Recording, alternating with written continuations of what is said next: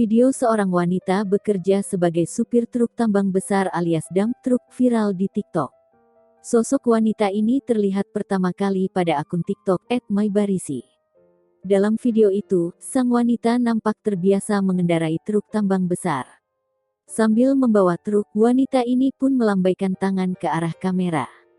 Wanita pekerja supir truk tambang ini bernama asli Emma Mayuti Barisi, 28, yang juga sekaligus pemilik akun TikTok @mybarisi.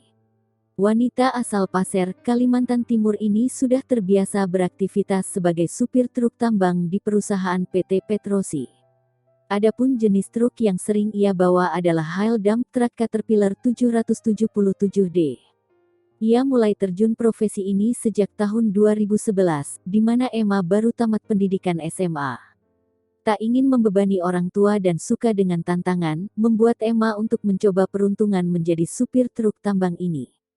Usai dinyatakan kompeten dan mendapat izin, barulah ia diperbolehkan bekerja mengoperasikan alat berat dump truck Caterpillar ini tanpa pendamping.